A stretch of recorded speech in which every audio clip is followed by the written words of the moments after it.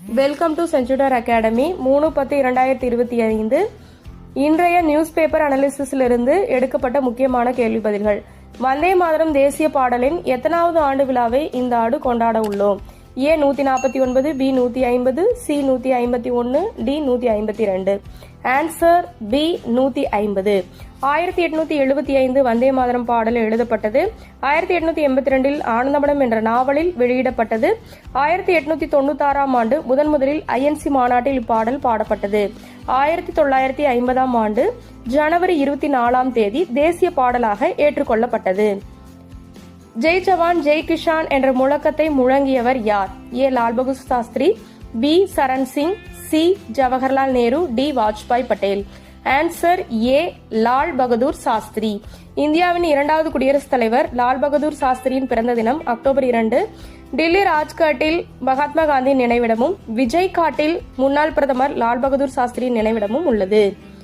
2023 ஆண்டு முதியவர்களுக்கு எதிரான குற்றங்களில் தமிழ்நாடு எத்தனையாவது இடத்தில் உள்ளது?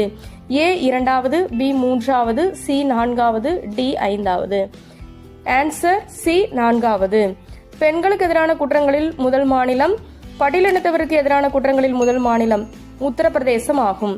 சிறார்களுக்கு எதிரான குற்றங்களில் மத்திய பிரதேசம் முதல் மாநிலம், பழங்குடியினருக்கு எதிரான குற்றங்களில் முதல் மாநிலம் மணிப்பூர், இணையவழி குற்றங்கள் அதிகம் உள்ள மாநிலங்களில் முதலிடம் கர்நாடகா.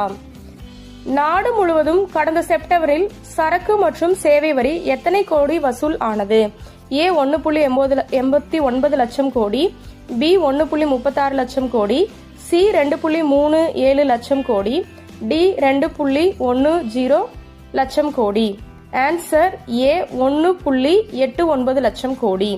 பாகிஸ்தான் கைப்பற்ற நினைக்கும் சர் கிரீக் செக்டார் எந்த மாநிலத்தின் எல்லை பகுதியாக அமைந்துள்ளது? A Jammu Kashmir, B Rajasthan, C Punjab, D Gujarat. Answer D Gujarat. Gujarat Kutch பகுதி பாகிஸ்தான் இடையே அமைந்துள்ள 96 கிலோமீட்டர் தொலைவுடைய சர் கிரீக் செக்டரில் கடல் எல்லை தொடர்பாக இரு நாடுகளுக்கிடையே நீண்டகால பிரச்சனை நிலவி வருவது குறிப்பிடத்தக்கது. வங்கிகளுக்கான வட்டி விகிதம் எவ்வளவாக தொடரும் என இந்திய ரிசர்வ் வங்கி அறிவித்துள்ளது?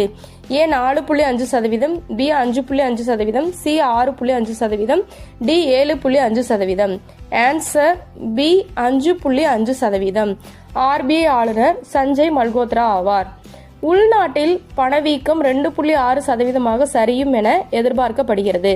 மேலும் நாட்டின் GDP 6.8% இருக்கும் என RBI ஆல் கணிக்கப்பட்டுள்ளது. தேங்க்ஸ் ஃபார் வாட்சிங்.